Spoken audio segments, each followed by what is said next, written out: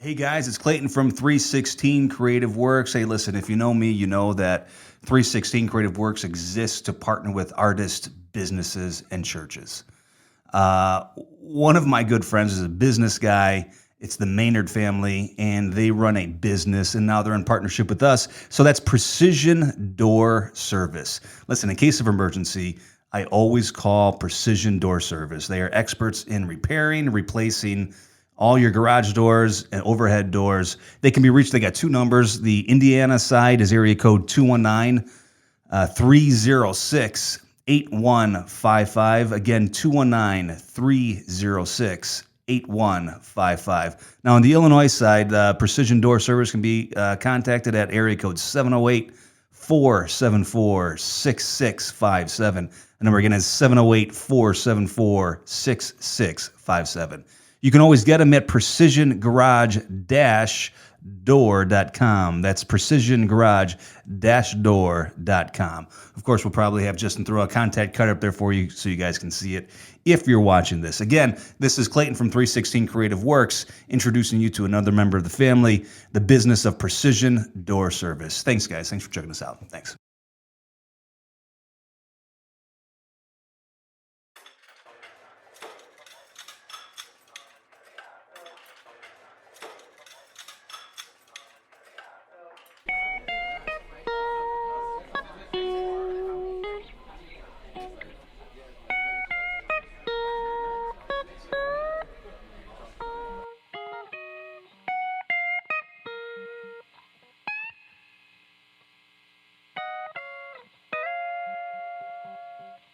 Hey everyone, thanks for checking out another 316 podcast. I am Clayton from 316 Creative Works. We always want to thank the people that we need to thank the most. Of course, we always want to thank Larry and Sandy.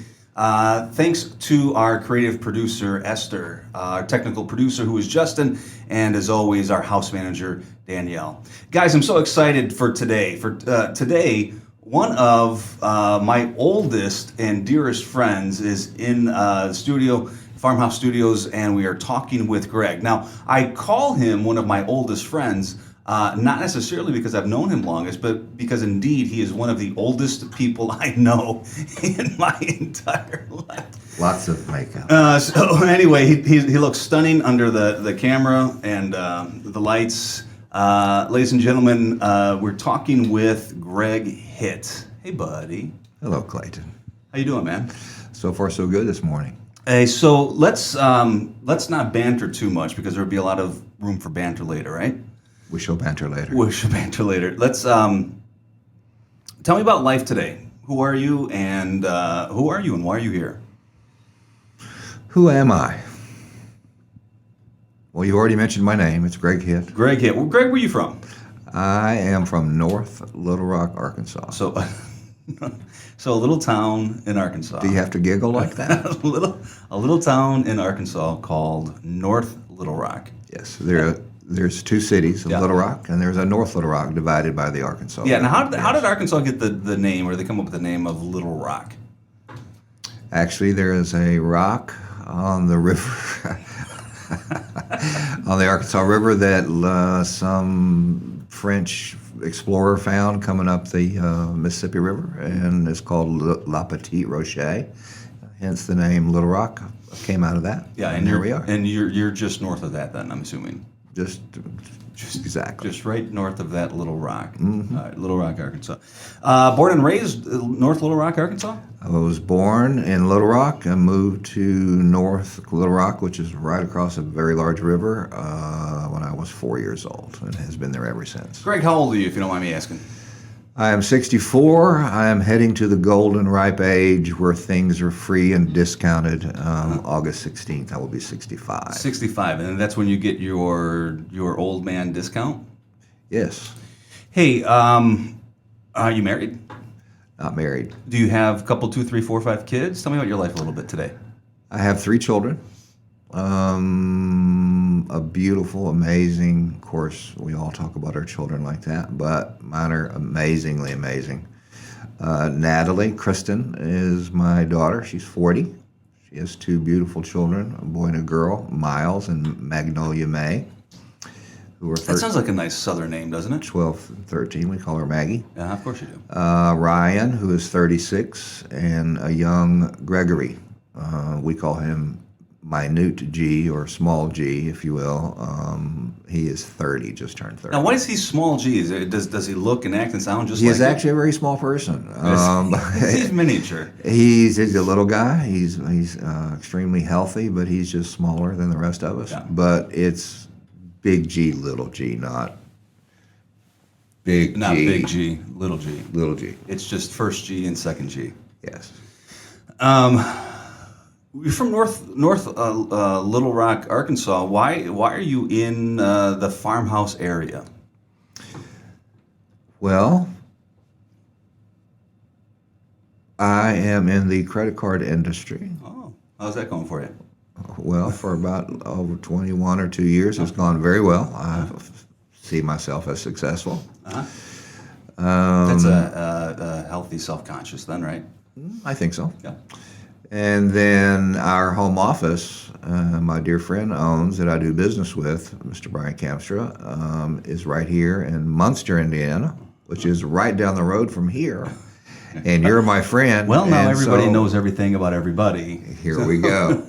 So if you're listening from Russia, you'll know where Munster, Indiana is now. Yes. So that's why I'm here. I'm here on a little business, a little conference, some meetings, and for many years I extend those days so that I can pester your family for at least 4 or 5 days while I'm here. Currently, we always want to start at the end, right? So we want to start with how's life today.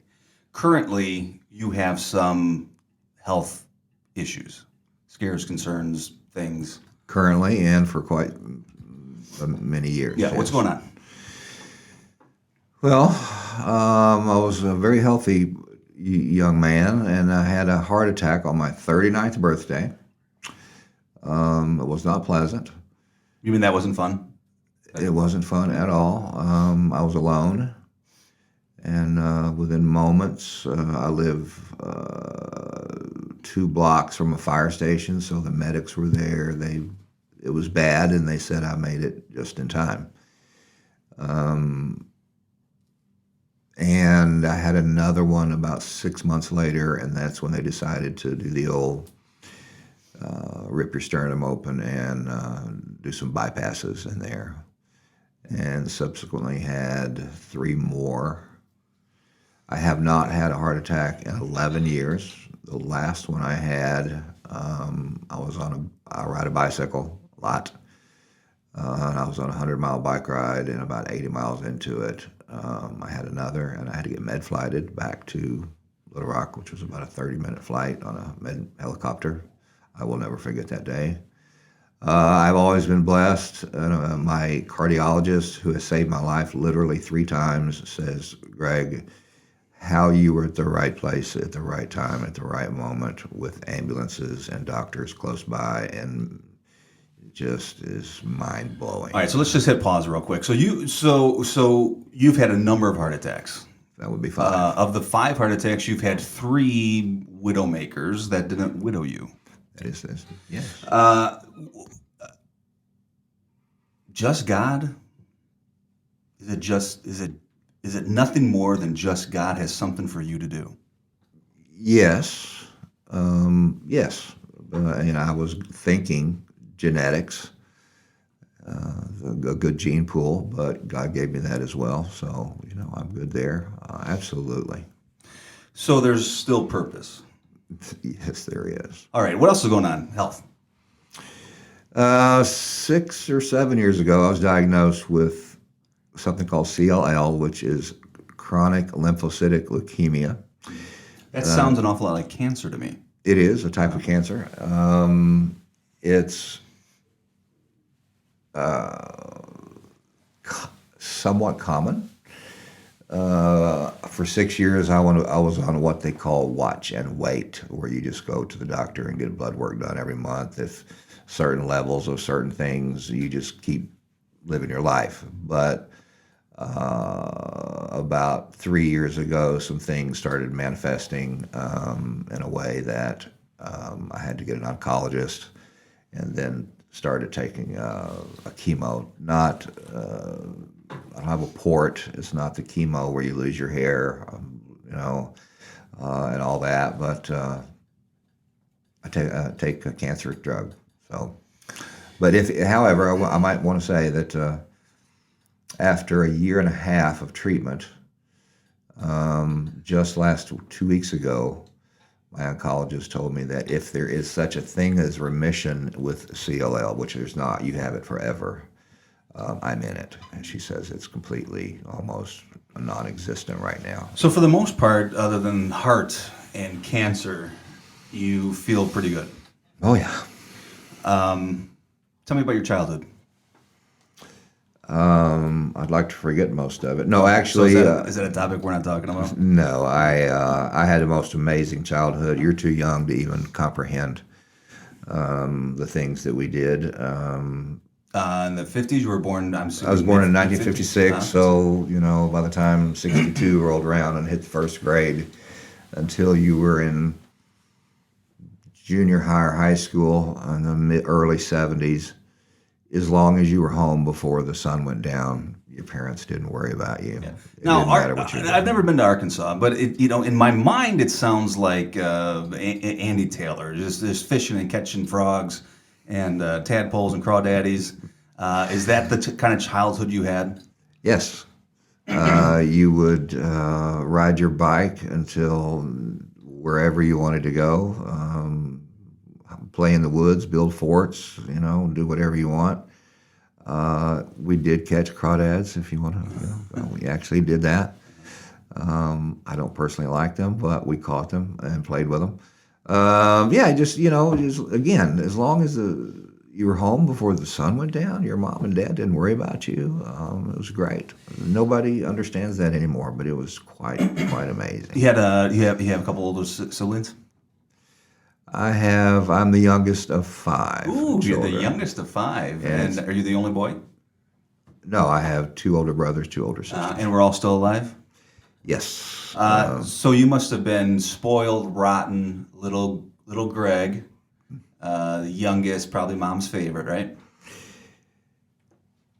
My mom's favorite, absolutely. Yeah. But the spoilage thing, it's totally not true. You get totally verbally, physically abused by your brothers and sisters because they make you. Dad would say, mow the yard by the time I get home, and this was where they had motors. Okay, right? This is push things, push little thing, yeah. And so my brothers would, make me mow the yard, and they get credit for it, but I did all the dirty work. So you grew up in an abused childhood. Well, no, I did not. Let's make sure we're in the right context. Was I reading there. too much into that? Yes. Okay, so there was no sexual, emotional, physical abuse. Absolutely not. Greg, tell me about your dad. My father, I'm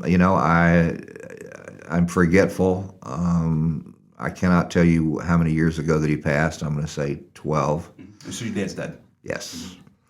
But he was the father that he was in sales. So he traveled and was gone a lot. But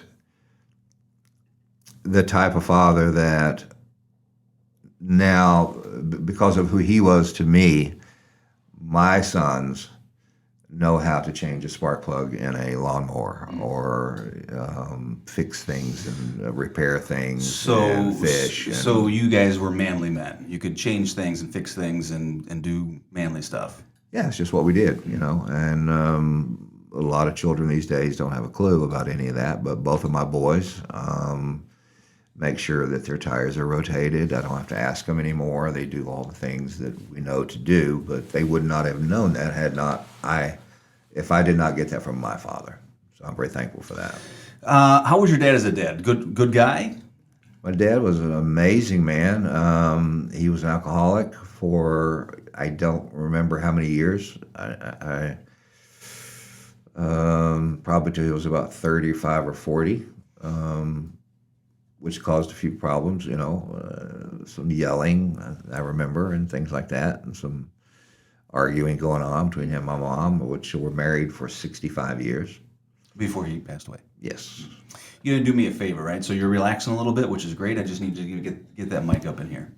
I'll get it up in here. There. How about that? You see this? Here's what I want. Okay. There you go. So is it fair to say then you were raised in an alcoholic family? No. That's not fair. No. All right, correct me. Even though I was the youngest, my brothers and sisters may have different stories to tell you. Guaranteed, right? But my father was a very loving, caring, kind man. All I know is that he worked very hard. He traveled, and when he came home, he would like to, have a nip or two or whatever, or three. Didn't cause a whole lot of problems in our family. Being honest. That's all. Not an ugly alcoholic, not a mean alcoholic, not a want to fight and kick and scream kind of guy. Just he had his cocktails when he came home and listened to Billy Graham records. So I come from an alcoholic family. I'm an alcoholic myself, 18 years sober, and so when I hear alcoholic, I think of a thing, right? You're telling me that your dad quit on his own? Absolutely. 10, 15, 20 years before he died? Mm-hmm. And did that change him? Was he a changed man sober than when he was drinking? Absolutely. Okay. You loved your dad?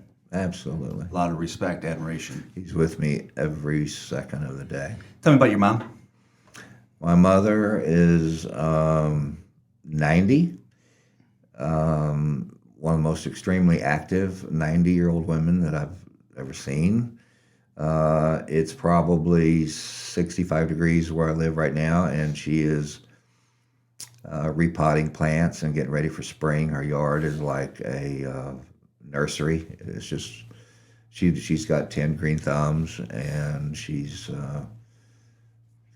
just extremely active, and we can't keep up with her. We have to call her to say, are you sitting down, or did you take a break today? So she's awesome. She's had some health problems. Well, at 90, I think that would happen, right?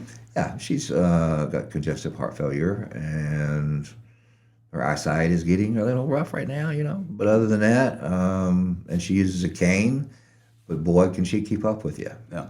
Or she'll come to my house and she'll tap this plant and say, this one needs some water. Or she'll stick her finger in a plant and go, you need to water that. Or she'll just tap her cane around. You guys have a close family. I mean, I know your dad's passed away. You've got 3 children. One of them has children of their own, mm-hmm. and you're still close with your mom and your siblings. Is it a close family? Do you guys get together in a non-COVID year? Is Thanksgiving in the Hitt family just a big party? I wouldn't say party. We've been very careful. I do have 2 of my siblings. One lives in California. One lives in soon-to-be Texas from Oklahoma. So they're not around as often. But my brother and sister that live at home, and very grateful that one of my sisters lives with my mother, takes care of her, yep. Which my brother and I help as well. But so yeah, the last year, of course, we've been careful. But growing up and up until COVID era, it's, let's get together and cook and eat and play and laugh and giggle. There is a tremendous amount of love in my family. So everybody gets along. There's no weird dysfunctions. There's no borderline personality issues. There's nobody backtalk, gossiping, doing the whole thing. No backstabbing. No, there is again, I cannot emphasize this enough. There's a tremendous amount of love in my family. And that goes on to my children, their children.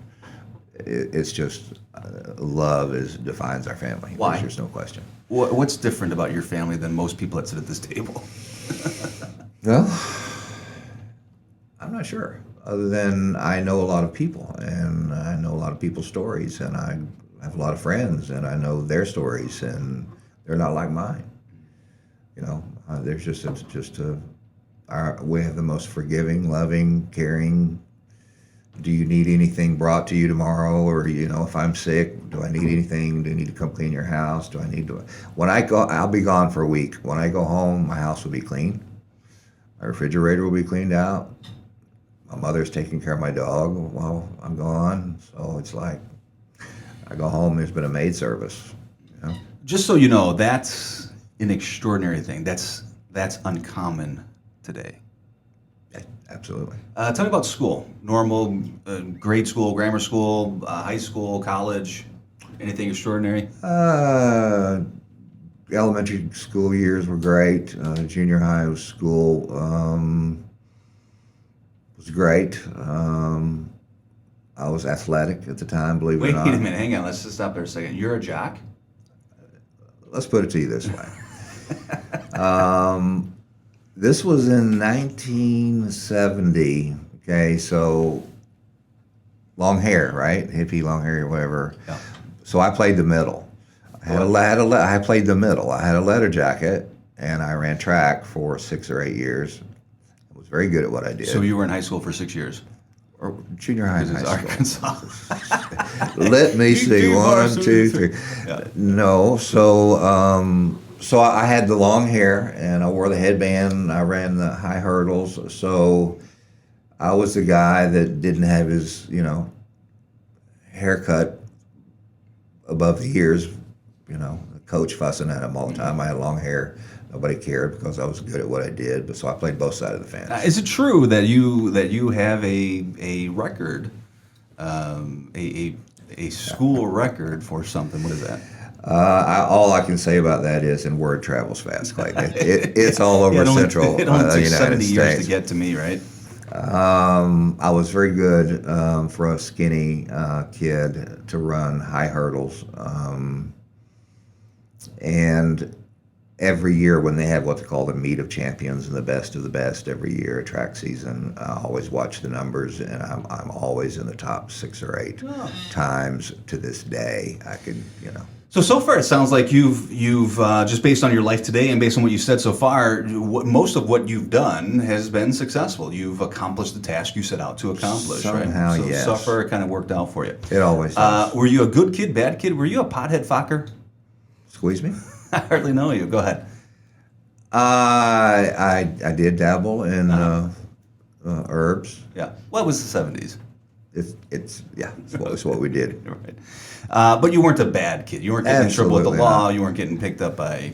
Long-standing joke with my brothers and sisters is that we all did things we shouldn't have done.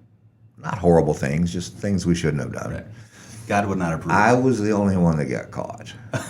Every single time. My mom used to say to me, Clayton, you're not good at this. You get caught with everything that you do. And I was always thinking, well, how does she know? She only knows what she's caught me at, right? Yeah, so, of the foolish things. That kids will do, right? I mean, it Kids wasn't would extraordinary. do. Maybe had a beer or two too many when they went out of town and things like that, whatever. But I got caught all the time. College? No college. No college. So you graduated from high school and you did what? Well, actually, when I was 13, all my buddies had started to get motorcycles and mini bikes, right? So I wanted one. And my dad said, well, let's get you one. And I said, okay. And he goes, well, how are you going to pay for it? Yeah. So he got me a job with a friend of his that owned a chain of Kentucky Fried Chicken. So your first job was Kentucky Fried Chicken. $1.20 an hour to work just on Sundays because I was 13 years old. So oddly enough, my first job was at Kentucky Fried Chicken. No. Greg, how long have you known me? Have you ever known me to be a liar? Just those 2 times. just the one time about that one thing, and then this time with Kentucky Fried Chicken. Exactly. Okay. So you started working in the restaurant industry at 13 years old. Yes, and that led from one place to the next. The next, when I was 17, I owned a pizza place in a small town up the road. I went there into management, opened 2-3 other restaurants. I started managing when I was... At 17. 18, 19, I was general manager of restaurants, and it went on, and I owned a few, started a few, ended up in the high-profile catering business, and that's where God said, you don't need to do that anymore, because I'm a little high maintenance and a little intense at times. Now you're thinking, how could this possibly be? He's so relaxed. But when you're feeding 300 people, and across town you're feeding another 50, and another across town there's another 200 party that you're responsible for, I'm a little high strung. So I went. So is it fair to say that in the Arkansas, Little Rock, North Little Rock area, you became a celebrity chef? I would, yes. I do not have papers of a chef. Right. But I was trained by a very famous one who was retired when I met him, but we latched on to each other, and he taught me things for years that I can't remember all the things. That was another lifetime ago. So you what do they say famously, that you probably forgot more than I know? Exactly. So, you dating girls in high school, you didn't go to college, restaurant industry. I mean, you eventually got married. So, how did you find your wife? We met actually in elementary school. Wait, you were 17, she was in just only in Arkansas, right? We are the exact same age, Okay. and an amazing woman, an amazing mother. But yeah, we met in junior high school, even though we went to two different schools. She liked me, I liked her. We got on the phone one night and talked 2 or 3 hours.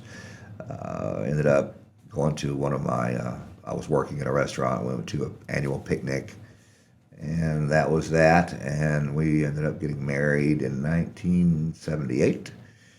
And So was it your first kind of real relationship in junior high? You met this girl, and you fell in love, and you fell in love. Yes. And so you're opening restaurants, and you're married, and you're a minor city celebrity chef, high power. I'm just assuming, because I kind of know that lifestyle a little bit as an actor, though it's different.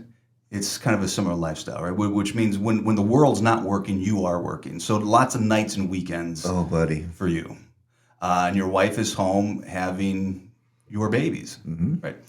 And so, what is those first couple years of marriage like? It was great until we had kids. We can edit that out later. Yeah, Natalie and Ryan, love you. I'm sorry. Lord, I apologize.